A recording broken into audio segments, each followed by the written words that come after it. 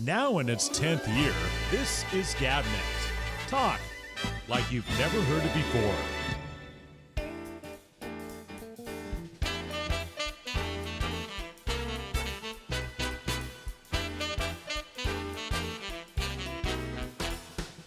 Bobbity pop boppity dee pop bobbity beep pop pop pop pop boobity pop boppity dee dop poppity poppy pop pop pop. Hey everybody, live from Harlem, New York City. Yeah, it's me. It's Alex, and this is the Ramble. Testing 1 2 3 1 2 3. Hello, can you hear me, Larry? Yeah, I can hear you fine and clear. Yes, the thing is that we have a whole new way of doing this now for getting the phone. See, what happened is I always used to use a thing called Skype to call you, right? Mm-hmm. And I did that for the longest time, and all of a sudden Skype is no longer going to exist. And they said, well, go over to our new program, which is Microsoft whatever, something, panels or groups or whatever. And I couldn't figure out how to make a phone number call from there. Just couldn't figure it out. So I went over to Zoom and paid some money so that I could get this and be able to call you. So when Skype quits, we don't have a problem. Well, if you couldn't figure out, how could the average person? How could the average person? Exactly. So, yeah. It's everybody is changing what they do, and in this case, it was something called Skype, which for years, I don't know how old it is now, maybe 20, 30 years, it's that old. And Microsoft bought it a few years ago, and they made some improvements to it, some for the better, some for the worse. And it started out as a free phone system is what it started out as.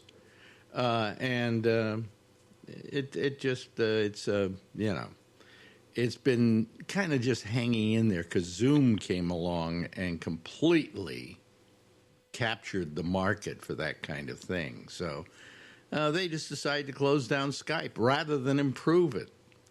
So here we are. Yeah. Here we are in the middle of a technological problem. So, as I recall, Zoom became huge during the pandemic. Yeah, became very good. And it's a good program. I mean, we use it for our nighttime program and for our Monday program. And people just come on and you let them on. And you sit there and you talk and you look at them, and it's a great system. But, of course, I couldn't use regular Zoom with you because you couldn't get it on your little phone. Right.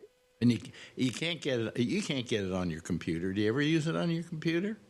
No. No, because it's way too complicated. Because you use what do you call it? Dial-up. Boy, how many dial-up people are there left in San Francisco? Believe it or not, I read about 5 years ago there was like 50,000. Really? Still. You should I don't know, get a hold of all those people and have a get together. You guys can figure it out for yourselves. How are we going to get into this world now? Don't you miss tying up all the phone lines here? I would think. Don't you think you're missing something? I mean, like for instance, when somebody says to you, "Well, I want to do an interview with you. Let's Zoom it. Let's do it on Zoom," and you can't do the interview. No, because I usually don't want to do them. So. Okay, fine. Now, another thing I wanted to bring up to you. I've been wrong. I went on and tried to count how many of these little get-togethers we've done we started in, 2016? Mm-hmm. And I figured it was about 250 or something like that. Well, the other day I was having to move all your things over to something else, and a different number came up. Do you want to know how many we've done? This is number 363. Jesus. Can you believe that? That's a lot. I mean, we do these about every 2 weeks, you and I. Mm-hmm. And it's 362 was the count that came up, so this would be number 363. Good Lord. Do you feel worn out? Yes, I'm tapped out. I've got nothing left to say. I don't know about you, but I feel worn out. You know, we never find stuff not to talk about. You always seem to find something to go on. I could tell you, what could I tell you? Yesterday was a very depressing day. It was the 44th anniversary of my first open mic. Of your 44th anniversary, somebody puts down on the web 33, but it was 44, right? 44, yeah. Wow. Good God, that's so depressing. 44 years. What year was that? March 3rd, 81. You know, when I think about the 80s, I don't think of them as like 40 years ago, you know? Yeah, it's hard to believe, isn't it? Yeah, I mean, I just don't think of them. They were part of my life, you know? I mean, here I am. I'm 85. God damn it. I don't believe it, you know? Very scary. Yeah, it's very scary. So, and you're how old now? You're 72. 72, yeah. Yeah. So, happy 44th anniversary. That just seems like an impossible amount of time to pass by. Yeah, it started out at an open mic, I would imagine, where at the Holy City Zoo or where? Holy City Zoo, and that was the same later that month. Reagan got shot. I remember that. Yeah.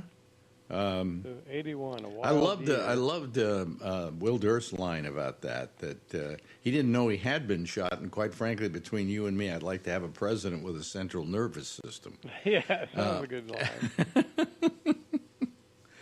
Oh man, so that was 2 years before I met you. So 2 years before you met me. God damn it! Am I that old? I guess I am.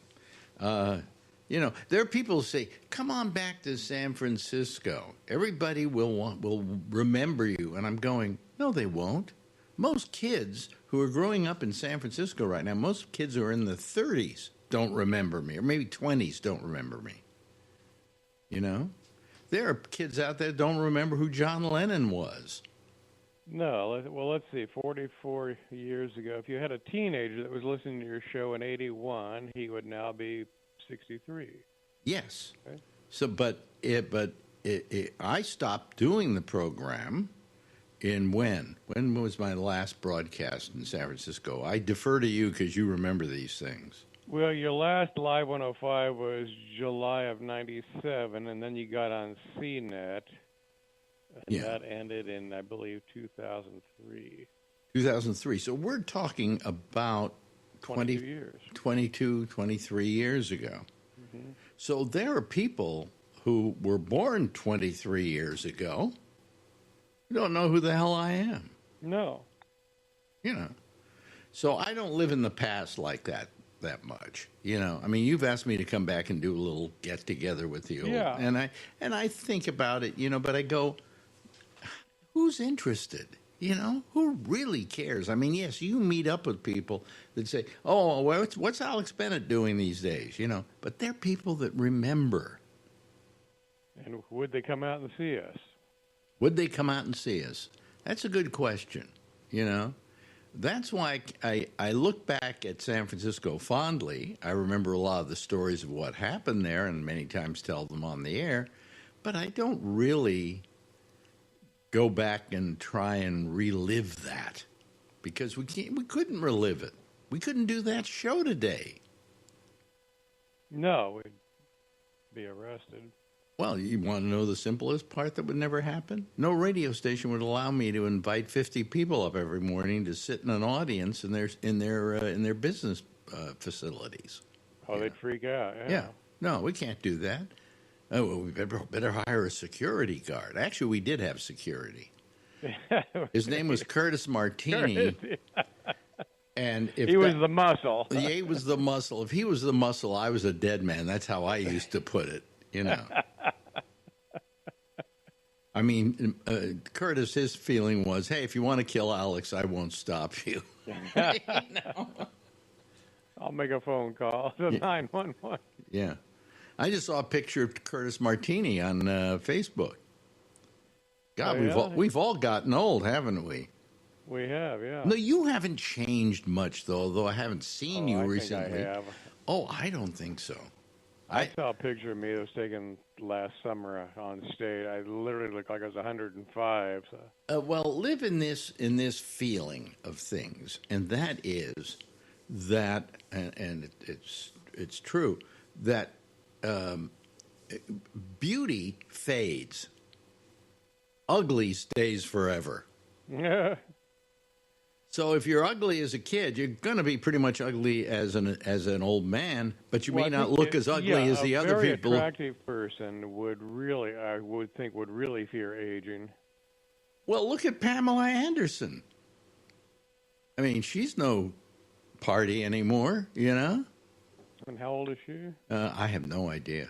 Echo, how old is Pamela Anderson? Pamela Anderson is 57 years old. 67 years old.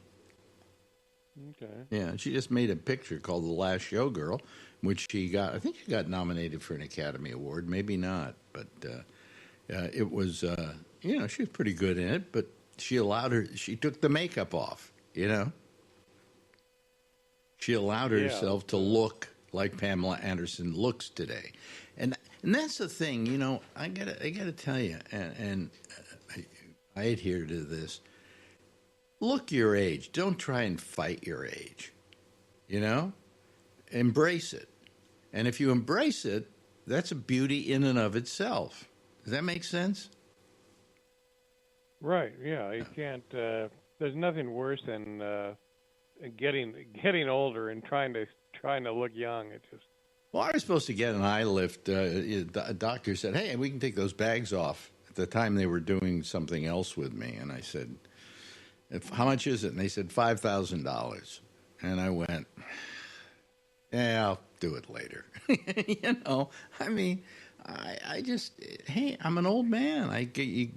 That's the way you got to look at me. I mean, you haven't seen me lately, have you? I have not, no. If we were doing this on Zoom, which we're doing Zoom calling, but we're not on Zoom, you could see me and you would say, what the hell happened to you? You know, I always have this story about, you remember Jackie Coogan? I remember the name. Okay. Jackie Coogan was the kid with Charlie Chaplin in the movie The Kid. And everybody considered him the most adorable kid in the world. All right? Jackie Coogan grows up, does some acting, you know, and eventually winds up being Uncle Fester on the Addams Family. Wow. I want to know what morning Jackie Coogan got up, looked in the mirror and said, God, what the fuck happened to me? So he's like an adorable child actor. Yeah. Do you remember there was a kid on television, kind of weird-looking kid called Mason Reese? Kind of had red hair. Yeah, and he had his face was kind of a little pushed in and stuff. Yeah, what did he do? I can't remember, but Mason Reese was in quite a few things because he had this face that was a great character face. I saw a picture of him today. He looks the same, but worse.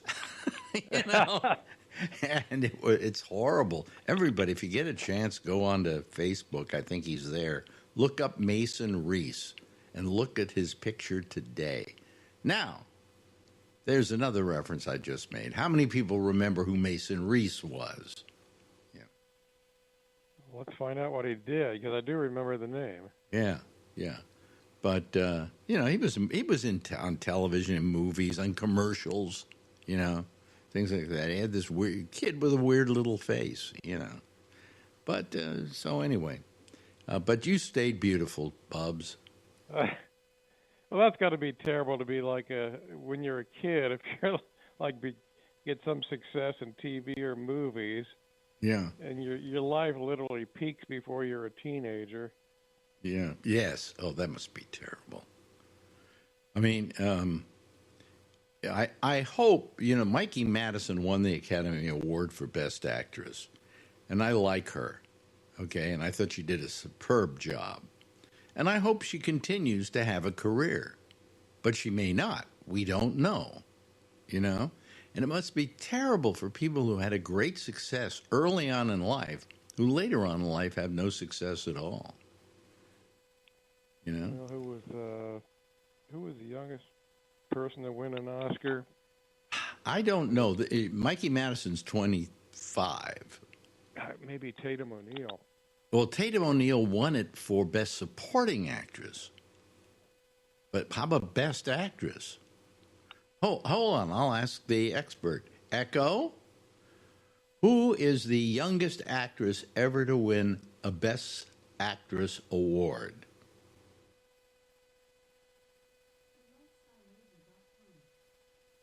Famous Oscar winner for Best Actress, Marlee Matlin has held the record for 36 years. Marlee She was Matlin. seated at the 39th Academy Awards in 1987. Yeah, she was she's held the record for 35 years. Marlee Matlin. How old was she?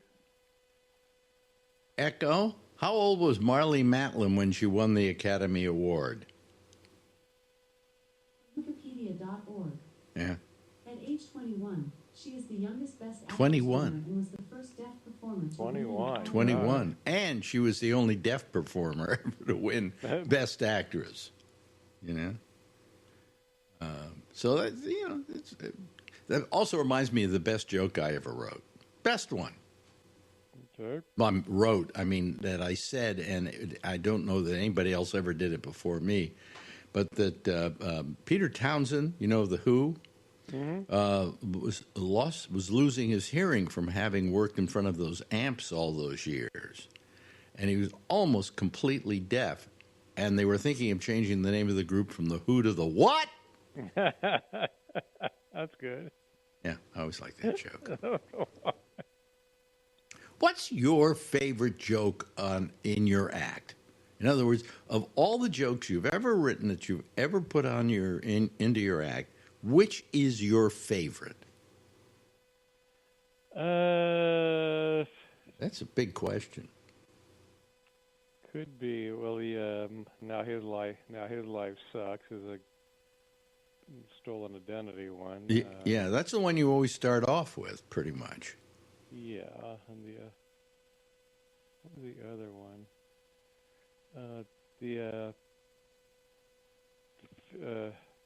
15% of Americans are dyslexic. I thought, wow, just over half.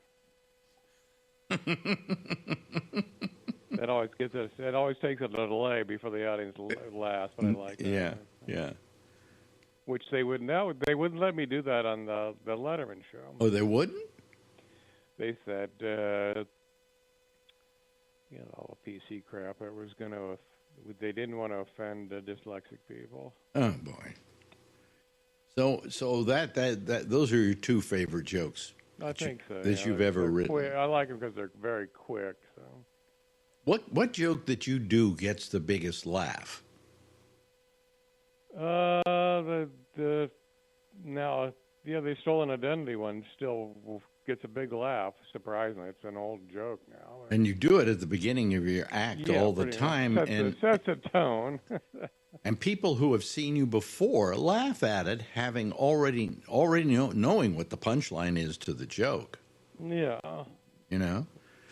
Which leads me to question, when you go up and do your act, you know that a great amount of people in the audience have seen you before.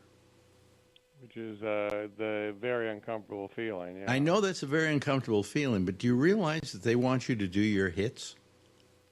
Well, because when I started watching stand-up, I would go back and see Bobby Slayton 10 or 12 times. I couldn't wait to see it again. So.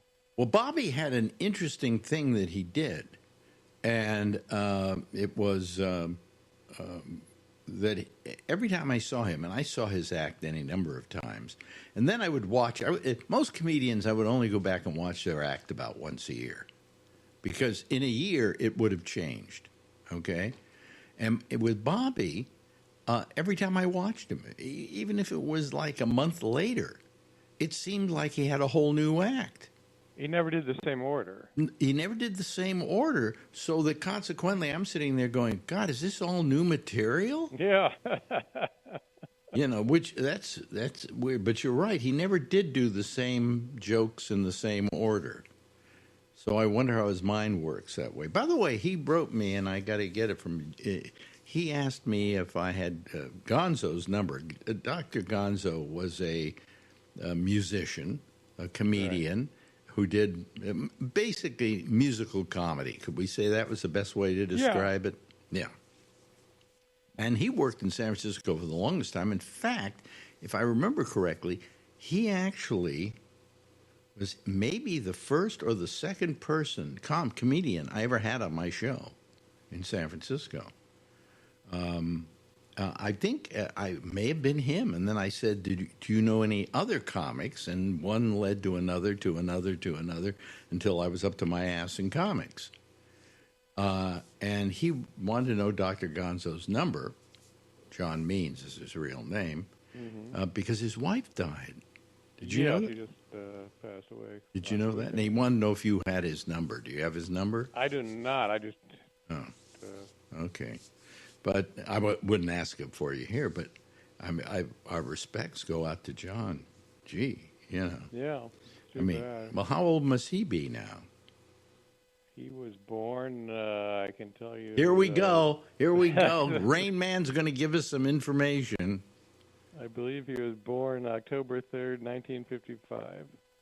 1955, so that would make him how old? He'll be 70 in October. So his wife is probably approximately the same age. I would think, yeah. God, it just breaks my heart when it happens that young. And I say that young because at 85, that's young to me. It's a youngster, yes. Yeah, and when it happens that young, having gone through several things in my time, and I'm 85, I go, why did I survive and these people didn't? We've had a lot of comics we know who have died. People I knew, Sam Kinison, for instance, died very young. He died, he wasn't 40. He wasn't even 40. We had, what's his name? Daughter was driving the car. Oh, Schimmel. Robert Schimmel, who, he went through all kinds of cancer in his time. One after the other. One bad thing after another with him. In fact, he wrote a book called Cancer on $5 a Day. And he survived them all. That was the amazing part. And he had something else that he was going to go have an operation for, but he had survived all these cancers only to be in a car driven by his daughter that drove into like a tree and killed him. Yeah, and she survived. So and she survived. How must she feel? That's bad guilt, huh? Yeah. Oh, yeah. Definitely. But it just shocked me because I imagined somebody was going to call me. Did you hear that? That Bob Schimmel died, and I would say, "Oh, okay. What did he have this time?" Right?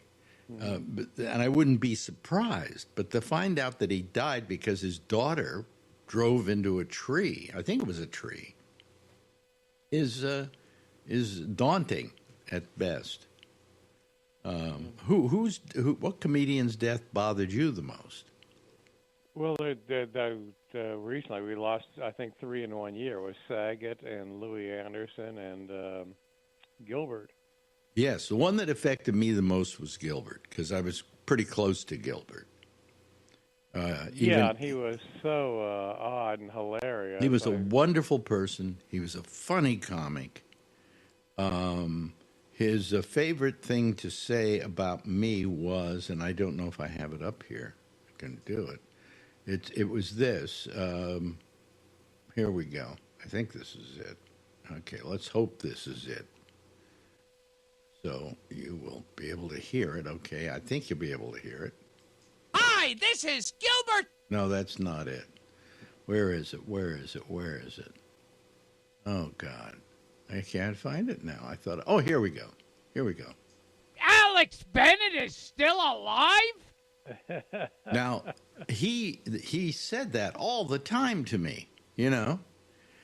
And one day I'm walking down the street in New York City. I think it was like on Fifth Avenue. And from across the street, I hear Gilbert. Alex Bennett is still alive? I loved Gilbert. I miss him so much. So much. Every year we used to go to a party together.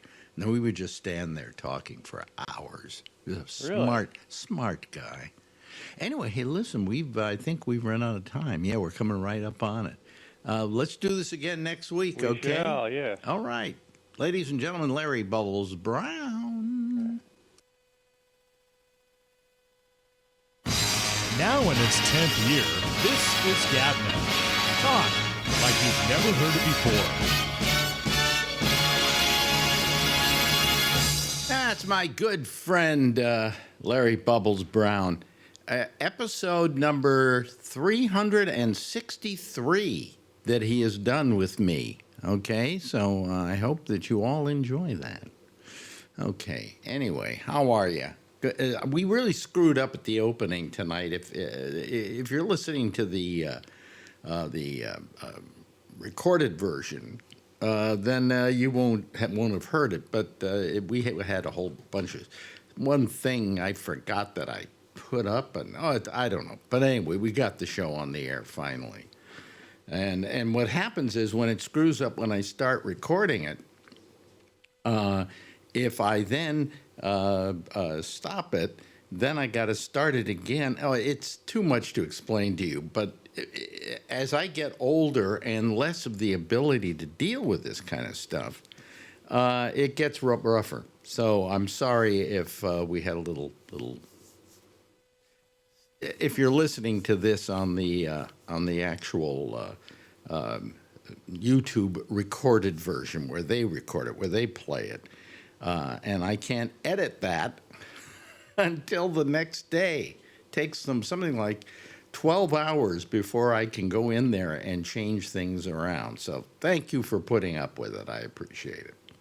Anyway, we got some people waiting for us tonight. They're all part of the citizen panel, and I will admit all of them here. And let's see them coming in here. Here we go. There's let's see here, our good friend. Adrian, how are you? Boy, your face has gotten funny. Oh no, it's better now. It's better now. You know, I love her because she does all those wonderful, oh, geez almighty. That's scary, isn't it? Okay, bye. Boy, you have the ugliest daughter I've ever seen. At least the way she presents herself whenever she puts herself on the screen.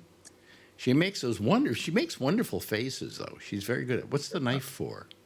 I'm helping her.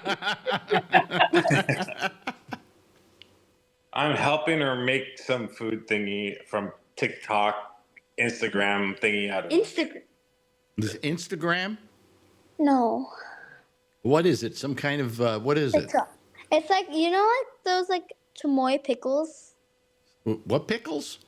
The chamoy ones, you know? Like the ones with like the Takis, he the doesn't spicy. know. Okay.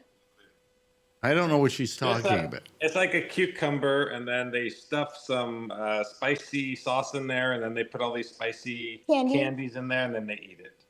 Oh, really? I need to get the Takis out. Yeah. Do you like spicy food, Adrian? Yes. Oh, okay. Well, is this going to be spicy? Brian, is this going to be spicy? She's making it. I'm not touching it. So. Oh. What I'm is just pouring this out for Does her. it come in a bag and everything to make all that stuff? No, you have to make it. I mean, sometimes they have like a kit, but that comes with the stuff, but you have to make it by yourself. Yeah. Oh, well. Is it good when you finally make it? You like it? This is the first time. What is she eating right now? Spicy. Chili and lime. and lime. Wow. Okay. So she saw this on Instagram. Does she realize there are people on Instagram trying to poison her? Yeah. The Chinese are infiltrating. Yeah. Yeah. Okay, here you go. Stuff it all in. Put a big plate. Okay. Oh, here comes Charlene Martinez, who could, at this point, become a poster girl for Ozempic. Jeez. Yeah. Yeah. She's Hey, how have you feeling like stomach upset or anything like that, What? Charlene? Yeah. Have you found any side effects to the Ozempic, Charlene? I'm good. You know, some people are real crazy, and I know women that are nutty and get like all, but I'm fine. I don't know. I I don't mean, have a you haven't problem. had any stomach problems or anything like that. No, no. And what do? Do you take the Ozempic and then you stab your stomach with it or something? Yeah, it's like an EpiPen, like that. If your throat's gonna close, Mm-hmm. Yeah. like you just do it like at first I was mad because they told me to get a YouTube video. They wouldn't even help me, but I got it after a while, and it's not bad. Where did you get the prescription from? Oh, the when my sugar went up to like 10, Mm-hmm. my regular doctor, he was always telling me, I'd say, well, I thought I was pre-diabetic. So I'm like, well, the PA came in and she goes, like, are you diabetic? And I said, well, no, I'm pre-diabetic. Well, he comes flying in with her after she talked to me. How many times do I have to tell you are diabetic? And I said, oh, okay. So then, he sent me to the endocrinologist, and you got to hear this name. They yell at me in the hospital, just call him Dr. Wang or something, but his name is Xing, like Xing Jing. Bang Wang. That's his name. That Xing sounds Bang like Wang. it sounds like you're trying to get a pot out of your Right. yeah. He's Chinese, He's very cool, though. He goes, I want to make you happy. Are you happy? He goes, are you happy? And I say, yes, I'm happy. So you had to get a prescription, of course. Like they referred me to endocrinology, and then he's the one that puts you on it, and he monitors it like I do blood work. Yeah. They check your kidneys and all that. So let me ask you this: to begin with, how long did it take for you to lose how many pounds? Well, I think it's maybe over 66 pounds now, like a little bit more. Yeah. But it long? happened gradually, like maybe like the first month or something. Like you don't see that much, but then slowly you start, losing weight. It's amazing. Yeah, but my Mhm. question is, how Mhm. much is this costing you per month? Well, I'm just lucky. Don't ask me how I got it because it's really hard. But they, he gave me like prior authorization. You know what that is? You probably Yes, do. I know what that Yeah. is. Yeah. So somehow the guy he liked me because I found that out. If doctors are good, like hospitals are good too. He got me the, prior authorization. So, and the kid So is wait a new minute. at my So I'm pharmacy. still asking you, how much does it cost per Well, month now with the prior kid at my authorization? pharmacy at Walgreens the other night, he Hmm. gave me my 3 boxes of Ozempic, and he goes, "Well, this will be absolutely nothing for you," meaning I didn't have to pay copay or anything. Yeah, well, because the pre-authorization means the insurance company agrees to pick it up. Exactly. Right. Yeah, yeah. You know So, more than me, but yeah, no, I've had stuff that I've had to have pre-authorized. Yeah. yeah, all the good stuff. You have to The- get them y- pre-authorized. yeah, but that's very good. So how long you been using it now? Wow, for a while now, like Wow. I guess it's a year now. Yeah, Mm-hmm. but they made it. They started at 1 milligram. Mm-hmm. Now it's 2 milligrams, Mm-hmm. and But that's it. I guess. let me ask you this. This is the other major question, though. Uh-huh. If tomorrow you stop the Ozempic, what happens? I'd probably start gaining it back. I mean, they tell you if you do go off it, like you have to watch on your own without the Ozempic, to keep it. But they didn't really explain to me. I had to find out. Like you have to stay on it, like a maintenance kind of thing, where you stay on it, like to keep the Yeah, weight off. yeah, but you don't have to do it as often. No, you Yeah. still do it. Like my other Yeah. cardiologist upped it to 2 milligrams because he wanted me to lose a little more, he said. Mm. But, now I've only lost a little bit more. But, Sharon Osbourne, have you heard about her? Yeah. She says, "Oh, I think I've gone a little bit too far. And she, went nuts and really wanted to lose a ton of weight. And now she looks like a skeleton. Well, Like but the thing is that at a certain point, you're going to stop losing weight with Ozempic. I mean, it doesn't keep you losing weight until you finally shrivel. you're not supposed to get too thin on it, Yeah. But some people have, like Sharon Osbourne had trouble. I guess she maybe went to 3 milligrams. I don't know what she did, but she said she went too far, and now she can't put any weight on. She says or something, but Well, I don't know. that's a crime, isn't it? Yeah. I think we're all a bunch of lab rats. Really, that's what I think. Like Yeah. they're starting to study Ozempic, and well, I mean they had to test it before, but I don't mind because I'm old, right? So Well, what do I have to I could lose? stand to lose about 20 pounds, but they wouldn't give me Ozempic for that. They just say No, yeah, you're not obese. stop eating fudge, Yeah. stuff like that. No, I think you look good. Don't lose any more weight because you Well, lost a lot. Yeah, I You don't wanna lost a be lot, too- and then I put it back. I put on about 30 pounds, but the weight that I was at the very bottom was too little, and I started eating to try and bring myself back up a little bit. Right. But it's then I got the prostate operation and the seeds and the radiation and the pills that I take for my neuropathy and so on and so forth. And so finally, after all is said and done, I gained about 20 pounds back from what I wanted to be. So I don't care, If I'm going to go someday soon, I want to go feeling satiated with the food that I eat. Yeah, you don't want to be starving. Yeah, and I did it on low carbohydrates, but really that was a pretty expensive diet, because you're eating meat all the time, and that's very expensive. So the Ozempic may be just even the whole thing out, So anyway, hello there to Josh Wheeler. We only see once a week, but it's a pleasure when we do. Hello, Josh. Hello. Yeah, and there's our old friend Charlie and Jeffrey Stein and Kevin, and Brian Neary is making food with his kid. So, it's he's being a good dad. Chef Neary, yeah. Huh? He's Chef Neary tonight. Chef with his Neary daughter. today. Yes, right. But anyway, so how are you all doing? How are you doing, Josh? I haven't seen you in a week. What's happening? I'm doing good. How are you? Yeah. How's your job working out? The new job?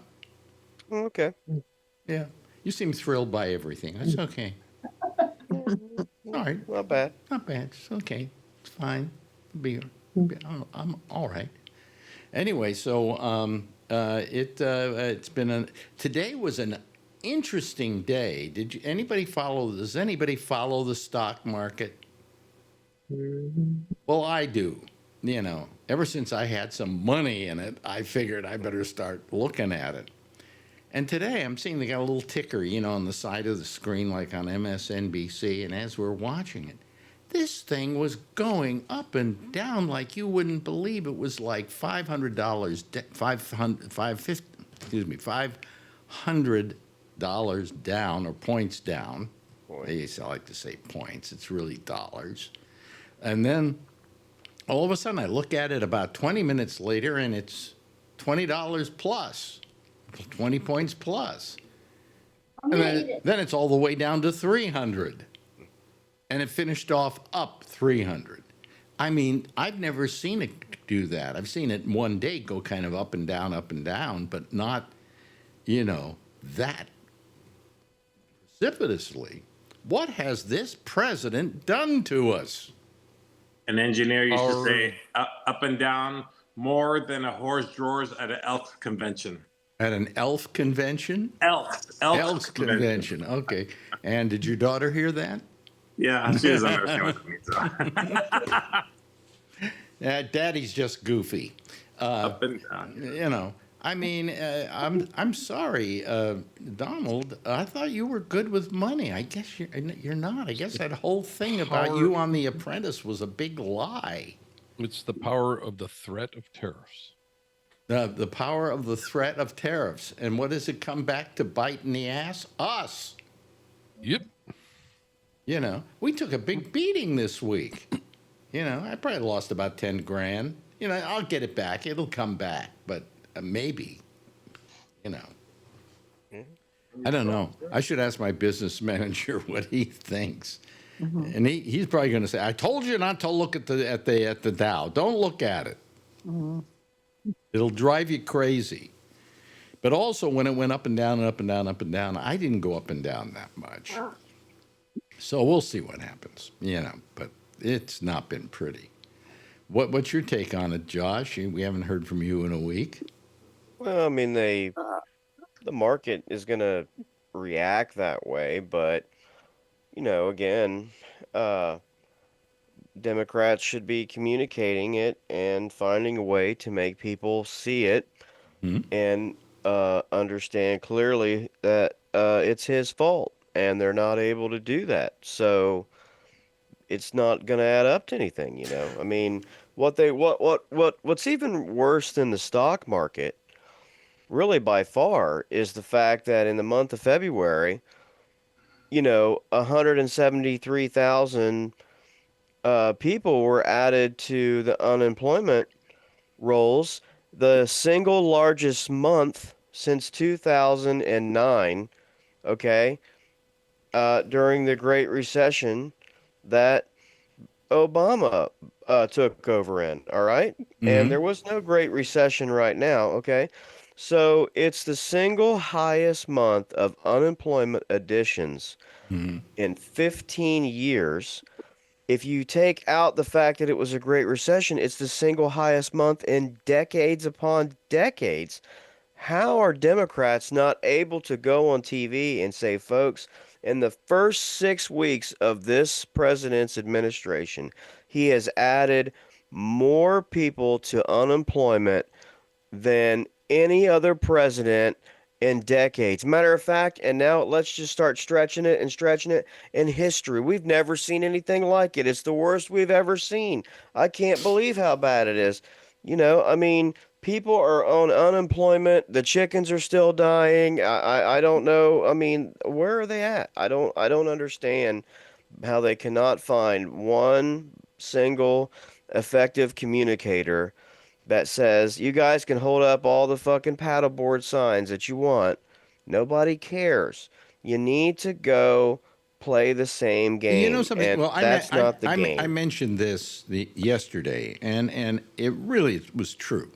When the Mr. Senator, Congressman Green from Texas, started yelling at Donald Trump, saying, you know, what you're saying about Medicaid is a lie, and they kicked him out of the Senate or on the Congress, or you know, wherever they were holding it, right. And they kicked him out. Not one single Democrat walked out with him. And then the next day, when they censured him, the censure vote, of course, we expected all the Republicans to fall in line with Donald Trump, but 10 Democrats voted to censure him as well. I mean, what's with the Democrats? They're just wimps. They're fools. They're jerks. They don't have a message. You know? They don't have a message. People won't vote for him. Huh? Then they wonder why people won't vote for him. Yeah. I won't vote for him. I just won't vote. Yeah, I don't think you know that he should have done what he did, and I don't think that Republicans should whine about it when they're like the inventors of that whole thing. You know, but again, this is my point all along. No one's worried or talking about that now. They're talking about this guy who did it and what it looked like and all that. So again, Republicans, all they had to do was sit in their chair, you know, crack their beer, throw their fishing line out into the lake, and lo and behold, caught a fish. You know, I mean, they don't even have to do anything to make them. They just watch Democrats. But you know, when they kicked him out, every Democrat got up and walked out. That would be a real sign of something. It would be a sign. Well, I mean, I think that would be a statement, but I don't think that's what they should be doing. Why not? because I don't think because that's not what Americans are saying they want. The reaction to the speech was, about the same 50-50, whatever, decently approved, even as, stupid as I guess it was. I mean, the approval ratings are slipping, but they're still where they are, and things are still happening. I mean, to me, walking out of a government meeting, if you're a Democrat, is not the way to try to start governing. The way to try to start governing is to participate. Yeah, but you're not and participating in start anything. running. All you're participating in there is an hour and 40-minute speech by a windbag. Well, that's fine. I don't disagree that it's a stupid speech, but the American people see joint sessions of Congress and a president giving a speech as an event that congressmen and senators and various other people attend and have always attended. Well, and I don't know that now is the time to break that tradition. Hold on a second. They attend, but they're not required to be insulted and to sit through being insulted, which they were continually happened to them as that speech went on. They should have been sitting there taking notes instead of holding up their paddles and taking those notes out and stirring up the shit right after it happened. I mean, to me, walking out is it is just if they're it's leaving the boxing ring is the way I see it, and they should be punching back. And they're to me, leaving is just, he's gonna insult us. And, no, what they should have been doing is they said, you know what, we did sit through that speech and we did insult, he did insult us the entire time. And you know what, all of us did? We sat there and we took it like a man does.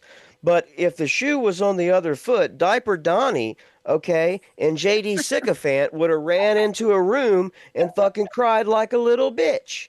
And I would go on TV and I would say, like a little bitch. And then I would say, and for any of the women out there who got offended by the term that I just used, don't fucking vote I don't know what late night talk We don't need your vote. Forget some you. late night talk show must be listening to this program because he started calling him Diaper Don.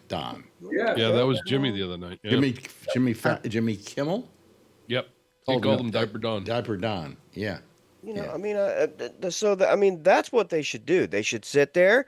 They should take it. They should let him make an ass of himself, and then they should go out afterwards and communicate through their own rallies and through their own social media system what a jackass he is. And you know what? We sat there and we listened to the jackass, but he isn't able to do that because he's not man enough. He's not a serious person. He's a little baby. He can't handle it. Let me disagree with you, though. As someone who comes from a pretty radical left and the kind of stuff we used to do in the old days as a radical leftist, I think you got to be more assertive than that.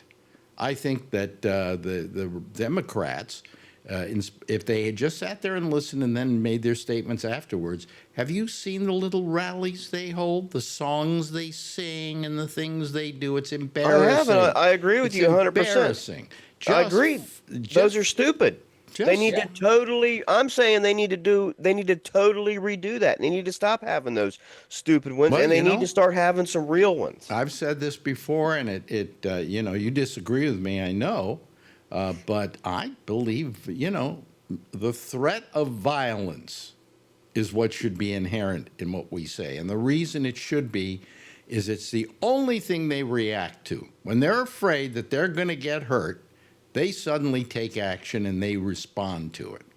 But they don't, they respond to even if you give them kind of a what am I looking for here? A mythical circumstance that you say is going to happen. A good example would be back in the days when we did the Chicago conventions, the yippies spread a rumor they were going to drop LSD into the water supply of Chicago. Well, they went crazy. Do you know what they did? They got a lot of cops ringing reservoirs and everything like that to make sure nobody dropped acid in the reservoirs. Do you know if you dropped just a bucket full of LSD into the reservoir, how many people would get high? 0. None. Yeah. You know why? Because that water is chlorinated and it would kill the LSD. All right? So it would be diluted. But they went crazy. They were watching the water supplies. They were talking about these yippies who were going to, put LSD in the water. And it was just, all you had to do was make the threat. All you had to do was make the threat. And they went crazy, So, I'm not saying some stuff like that wouldn't perhaps work. I'm just saying that I don't know that it's needed because they could beat him without it, is all I'm saying. Mm-hmm. And they're not beating him without it because, again, for the 5 millionth time, he's the only one playing the game. Yeah. Well, I'll tell you what happened. What happened in the last couple of days is kind of interesting. That Donald Trump, who was definitely Mr. Tariff, suddenly decided, well, we won't have the tariffs for now. Right. And then today, didn't he say he was going to put some tariffs on some things? He says it one day. He doesn't know what he's going to do or what tariffs he's going to impose. And meanwhile, Canada's got a good game plan. Have you seen the shelves up there, the liquor shelves? Sure. You can't find Jack Daniels. You can't find America's wines up there. And they're just happy. They're happy with their own product. We don't have any Democrat at any rally tonight explaining that in such a way and with such fire that it's going to lead the 6:30 news. Okay? Mm-hmm. Instead, they're all just like, whatever. So what's going to lead the 6:30 news? Whatever Donald Trump said. What they do is they trot out, what's his name? Schumer. And he comes that's not. Yeah, and that he's that's really not going to work. Right. And I respect Hakeem Jeffries, and everything and all that, but I'm not really feeling it with him either. No. And then every time he comes on TV and they put his name under there and under it says New York and that he represents Brooklyn, I'm sorry not to offend anybody, but in large parts of the country, especially where I live, people look at that and say, oh, yeah, that's exactly what we need. Another one of those fucking guys from Brooklyn telling us how to run the country. I will say, though, the guy from New Jersey, what's his name? Your senator from New Jersey? Oh, wow. Who the hell is he? Oh, gee. What senator do we have? Well, damn, I can't remember. What's his name? I forget his name now. But anyway, he's Cory Booker. Cory Booker, yeah. Oh. He's pretty terrific. He like kind of takes some names when he's putting things down, But he like Josh said, where are these guys? Where's Doug Christie? All these guys, or Chris Christie? I mean, all these guys, And well, Chris Christie be happy to tell you what he thinks if you put him on your show. It's just he's not put on very many shows lately because most of the networks don't want to take a chance on him because Trump might get mad. Yeah. Right. I mean, they're very careful at these networks now. CBS, is trying to merge, CBS and its Viacom is trying to merge with I'm trying to remember what company it is now. It's one of the movie companies, and they want to merge and become one, and it was just refused. And the reason it was refused because Trump doesn't want it to happen because he doesn't like the way CBS interviewed the vice president when she was running for president. Well, that isn't a reason to do it, but Trump, everybody's afraid to say no. And in this case, the FCC is going after CBS, NBC, and ABC for various and sundry reasons. And quite frankly, it's disgusting. And it's only because they didn't say what he wanted them to say. Yeah. But I still just say everything that he says, everything that he does, give me at most 5 minutes and I'll figure out a way to twist it around into a winning issue for Democrats. He doesn't like the way CBS treated him and they couldn't do interviews and all that. First of all, if I'm the candidate, I'll do the interviews. You don't got to edit nothing. I'll do them live if you want. And second of all, if it'll make Diaper Don happy, we're going to get the unedited interviews from 60 Minutes. I'll pay for it out of my own pocket if it's necessary. And it'll be our pre-rally entertainment every time. We'll show it a million fucking times if that's what it takes. Just do it. Just throw it right in their face and say, there you go, it's done.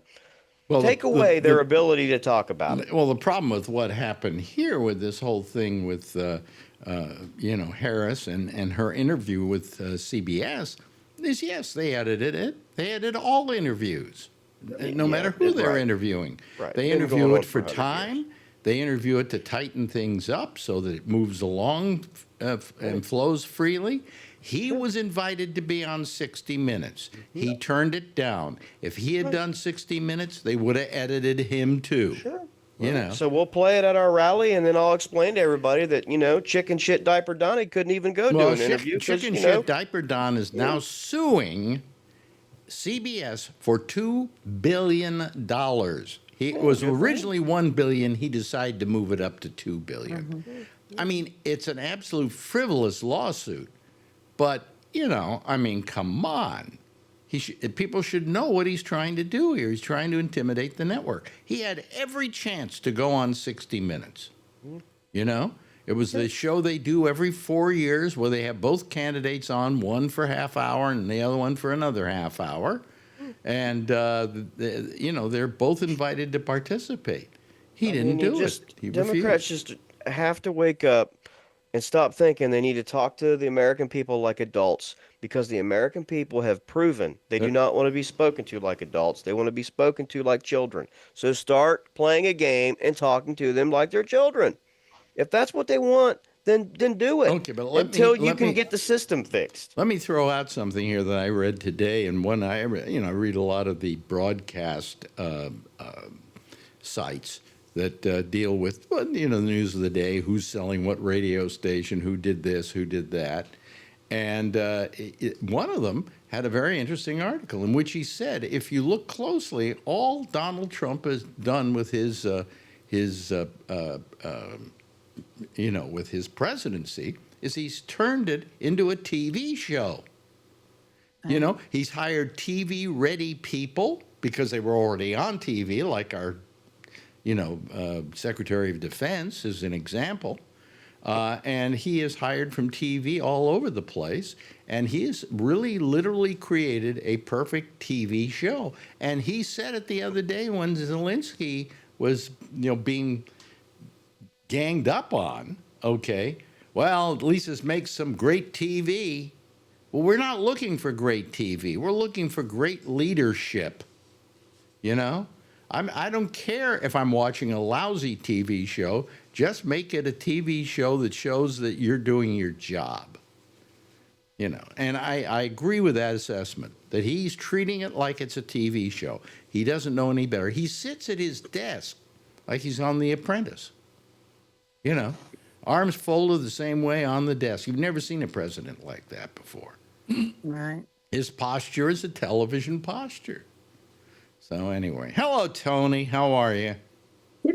I got to tell you something. I heard you say about the lawsuit. Yeah, why don't you bring your camera up a little bit? Yeah, just so we And you know what I have a problem with that, Alex? The president of the United States, especially him, because he's probably the only president we've had that's had so many lawsuits going on while they're in office. This shouldn't be allowed by the president to be able to sue people. Actually, they're not supposed to. They're not supposed to be able to prevail in any suit against him or him against somebody else. In other words, the president, I can say anything about a president I want to say. I can say he rapes little babies, and he can't sue me. But on the other hand, he can say I rape babies, and I can't sue him either. Okay? Don't you? Am I right, Josh? Isn't that what it's like, that you can't sue a president and he can't sue you? Well, they have some suit immunity for like official duties, just like the. No, I'm not talking about the official duty thing. I'm talking about if I say something about Donald Trump, he rapes babies, okay, and I can't prove that. Nobody can prove that. Right. He doesn't rape babies, but I say he rapes babies. He can't sue me for saying that. And if he says something about me, I can't sue him.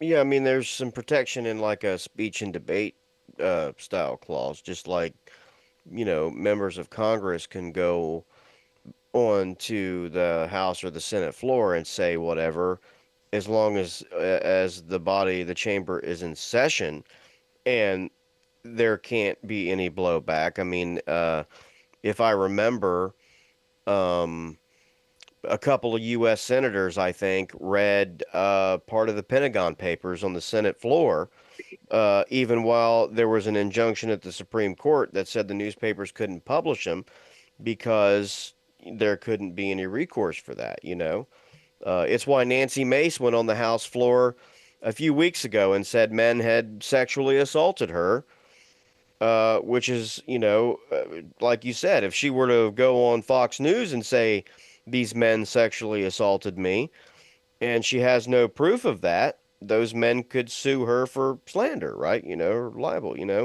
But because she said it on the House floor, they can't do that. Okay, here's what I'm doing right now, and let him sue me. I'm putting it in the chat. Trump molests babies. I just put it up. Let's see. And by the way, this goes out over. This goes out over. Probably I'll get hell from YouTube now. That's Google, yeah. Yeah, it's Google. Well, good. Let them try. Go ahead. Alphabet. Did you clarify which Trump? No, I didn't. So, Alex? Keep it in the family. Let me get rid of it just in case they want to give me a bad time about it. Okay. That's a dream. Alex? Yeah. Did you see Bernie Sanders' reaction? Because I watched a video. Yeah, I watched him. He's very good. He just now that's an example of an old guy who really he reads the riot act to the president constantly. Wouldn't you agree, Josh? He's good, Bernie. Yeah, I mean, I think he knows, what he's talking about, and he knows the answers. I mean, I would just say that, it's his right to do that, but from the party perspective, he's not going to be president ever. He's not going to be the nominee to run for president ever. Mm-hmm. They need to find someone who is, and that's who needs to start saying those things.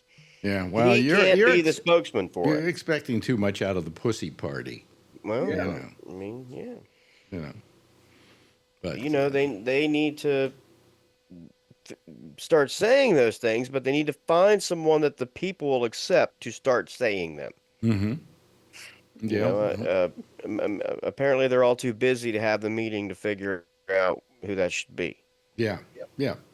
But anyway, so that's what's going on in the world today. Nothing much otherwise, At least he hasn't said anything else that's, ridiculous. Oh, you know what he did say? Did you? I don't know if I heard the beginning. He did say he can't speak about peace with Zelensky, but he may have to go through peace with Russia. He said something to that effect. Like Zelensky doesn't want peace. Exactly. Exactly. He's trying to make him like he's the enemy. But of course, Zelensky doesn't want peace because he started the war. Exactly. Yeah, he's the aggressor. Yeah. So Alex, that's that Roy Cohn stuff. If you keep saying the same lie over and over, like eventually people will start thinking. Well, actually, that goes back before Roy Cohn. That's Hitler. That's the Nazi lie theory that if you say something enough times, eventually it becomes truth. And that's exactly what they do. Yeah, you're right. You're absolutely right. Anyway, so that's what's going on in our world. But by the way, one other thing. Do you know what he signed a proclamation for? He just feels he can sign these things. That's what he does all day. He just signs those orders. Yeah, and it doesn't count. If there's a court out there that says, you can't do that, then so what if you filled out made a presidential authorization or whatever they call them? What do you do now, Evan? I think it was 200,000 Ukrainian refugees who are in the United States are being asked to leave. Isn't that nice? He's such a nice guy. I think I heard that. Yeah. That's Can you ridiculous. believe Fucking that? dropped dead tonight, really. Can you believe that? He's a scumbag, man. I hate to say it, but he makes me violent. Well, I don't look. The United States during World War II wouldn't have let Jews come into the United States. Okay, Right. so I don't find that an unusual thing for America to do, but that's what they did. You know. Disgusting. Yeah, yeah. I mean, it was a horrible thing. I was going to tell you something too. My brother came home the other day from work, Alex. He is so tired of Trump, like you. He just, I can't take this guy anymore. He's in what? Not even 2 months, and it feels like 2 fucking years with this guy. Well, also the problem is he is constantly the topic of discussion, and yes, we're talking about him right now, but you can't help it. No, you know, you He just does it on can't help purpose, it. right? Yeah, he's always making those proclamations. But he about the has straws dominated the news cycle every day that he's been in office. Yeah. You know, and Trump tries to see what he can do. He probably wakes up in the morning and says, "What am I going to do today to make news?" What did he say at the? I heard a clip. Did he say? I mean, maybe you guys might have heard Charlene too. Did he say with the Democrats, "I could come up with a cure for cancer," and you still would have, dude? You're cutting cancer research. Yeah, you aren't going to come up with a cure for cancer. And he's holding the kid up as a prop. Yeah, but I mean, really. what he was saying is when he was giving his speech the other night, that hour and 40-minute speech. Yeah, he said I could come out and cure cancer, and you guys wouldn't give me credit for it. You know, that was his. Well, he wants to throw people off of health insurance. And I said, well, first of all, why don't you just try curing cancer? And let's see. How about this? Why don't you try catching cancer? Then he can cure it. Yeah. Roll the dice, Donnie. Maybe they get you pretty. Look, you know, I hate Donald Trump, and I wish a lot of ill on him, but I don't wish horrible things because that, you know, then it'll happen to me. You know. So. I know. Karma will get you. Karma will get me. Yeah. Alex, did you ever see? It's true when they say sometimes, like, I mean, only the good die young. Sometimes that is true to a certain degree. I think was that just an old wise tale? Well, if only the good die young, then I guess I'm not good. You know, so. Oh. Maybe the good live long or something.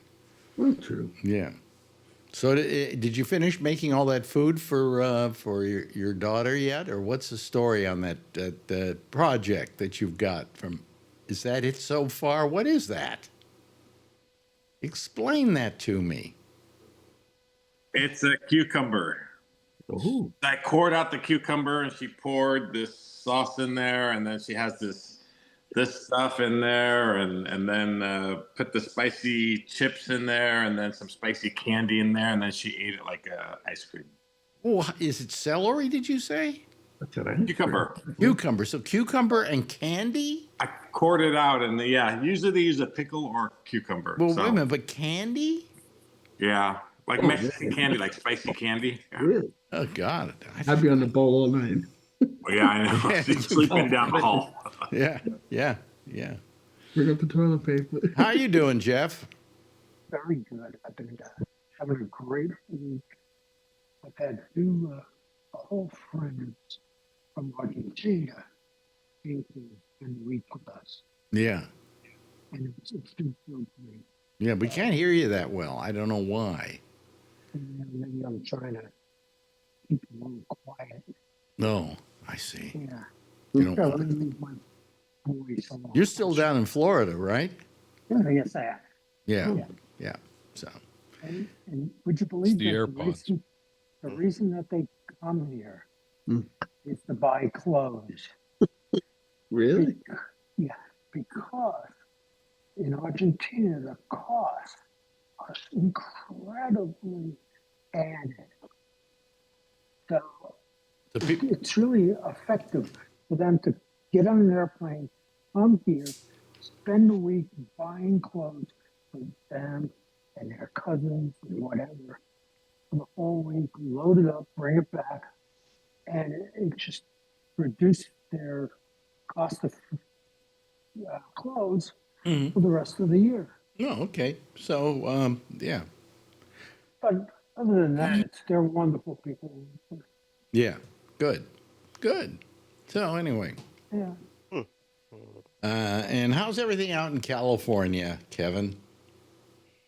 Still here. Yeah. Okay. So let me ask then.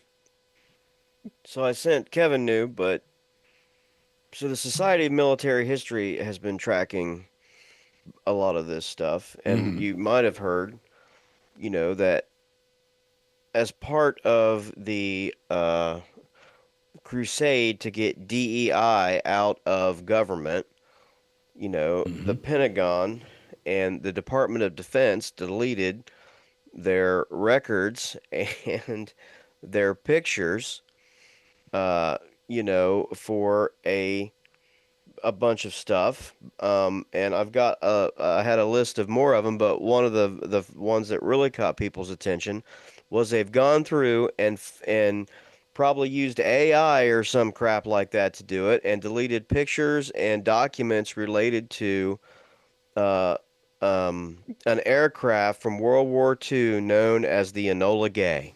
Oh no! Because it had the word "gay" in it. And if you you're don't kidding remember, me. the Enola Gay was the B-29 used to drop an Where was atomic this? bomb. Where was this deleted?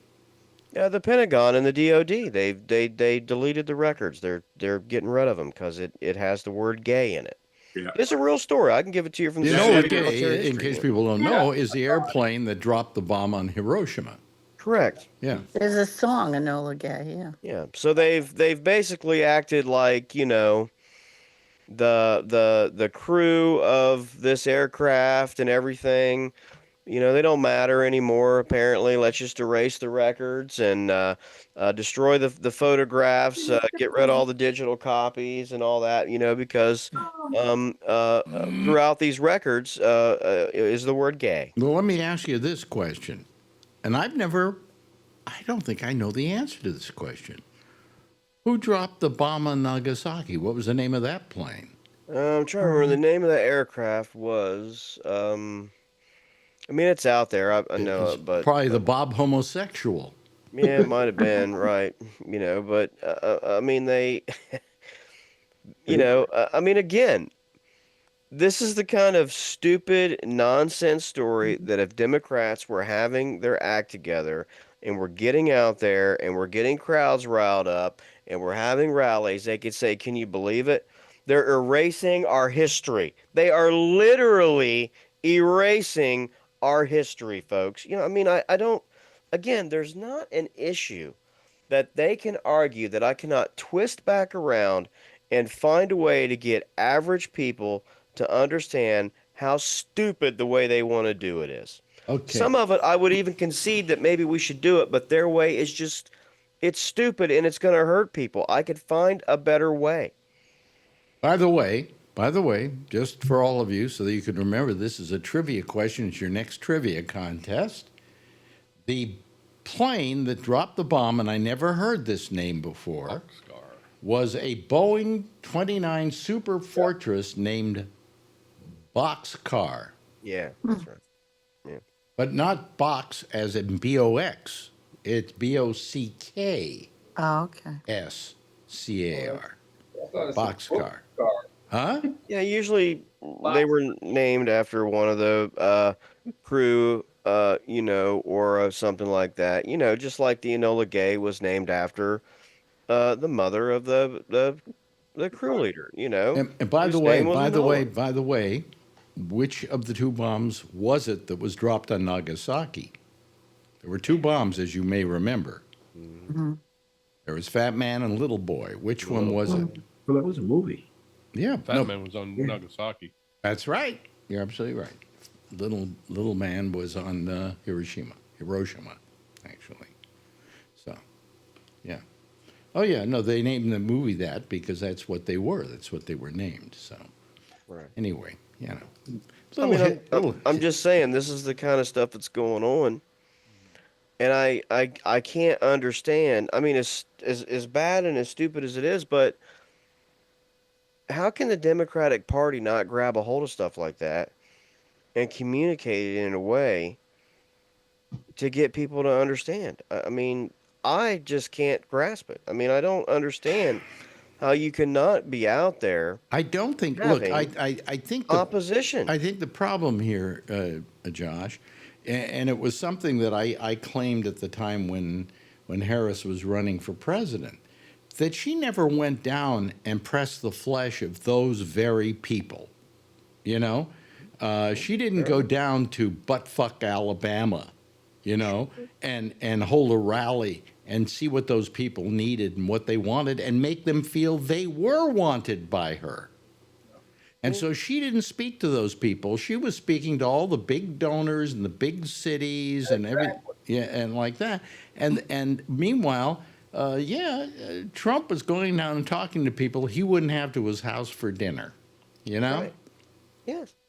Because you're right. But I'm just saying they have this opportunity to play the hardball game like he does, and I'm telling you, when someone finally starts doing it and the bully finally gets punched in the teeth and realizes that it hurts, it's gonna change the game.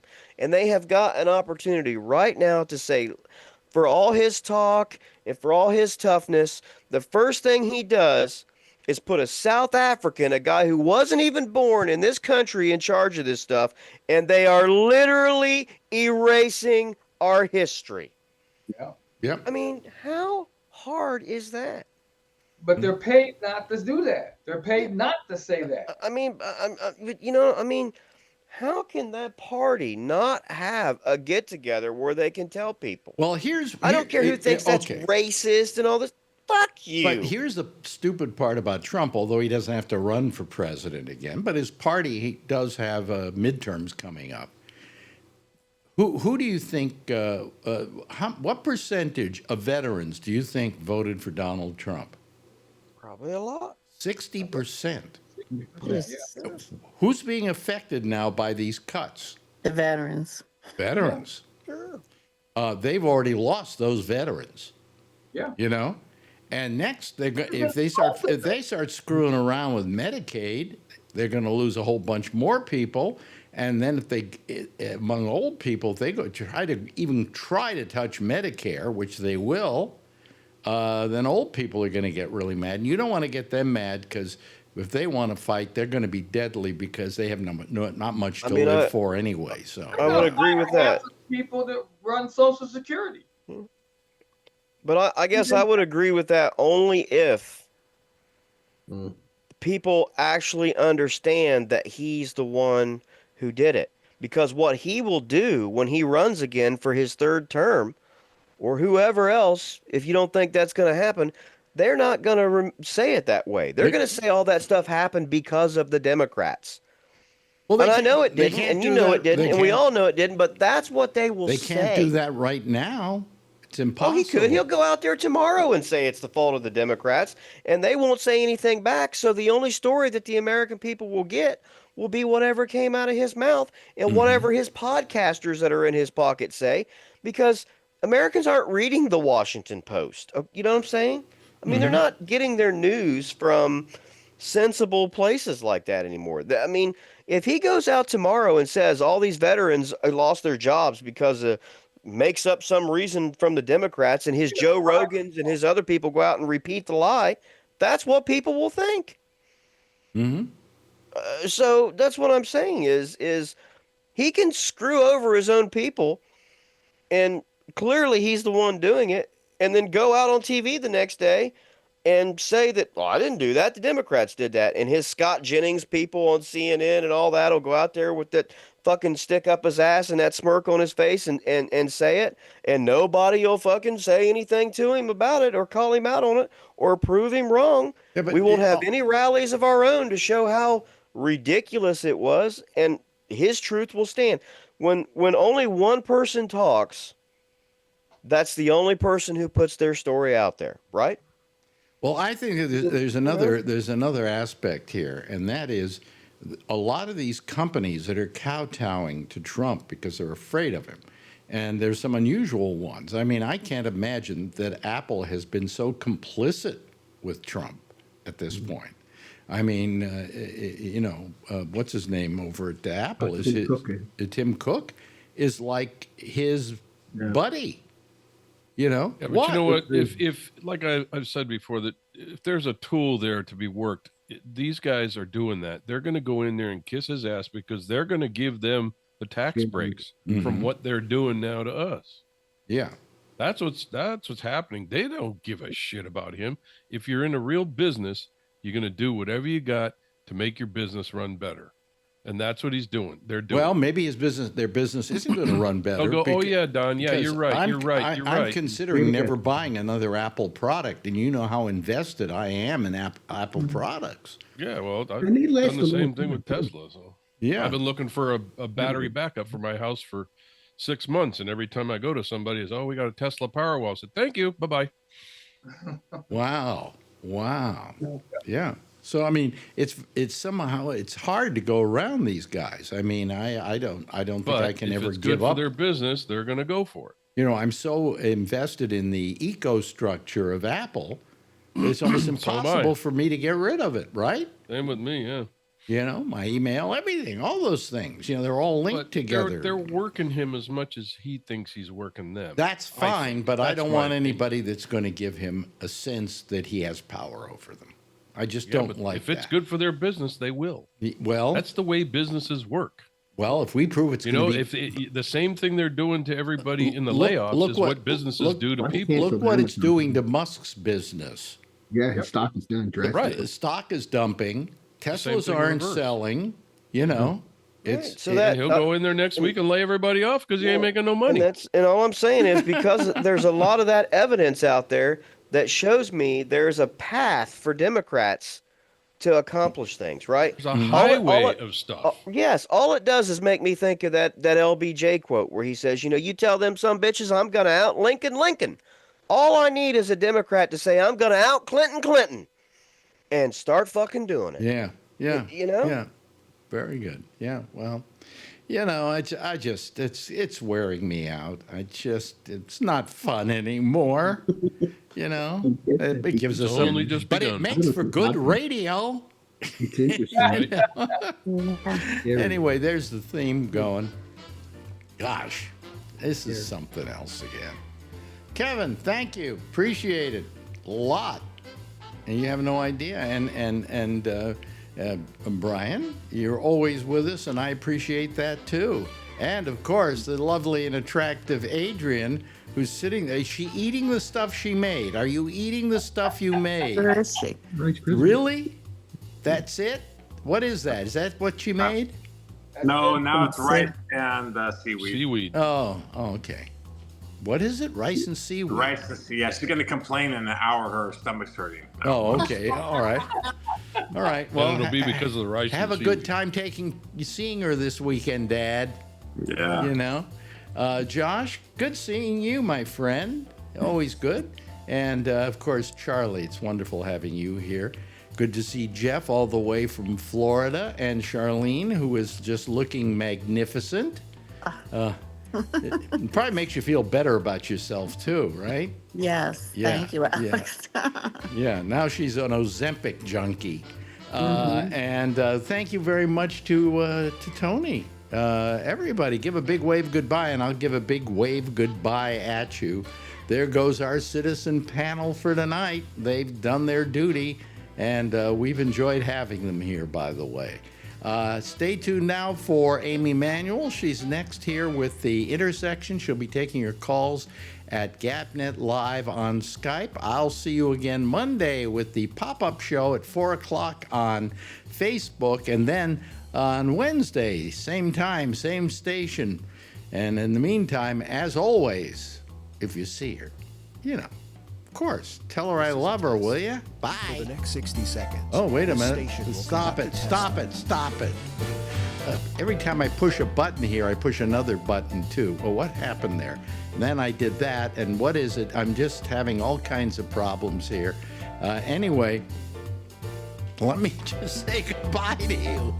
Goodbye, everybody. See you later. Bye. Oh, boy.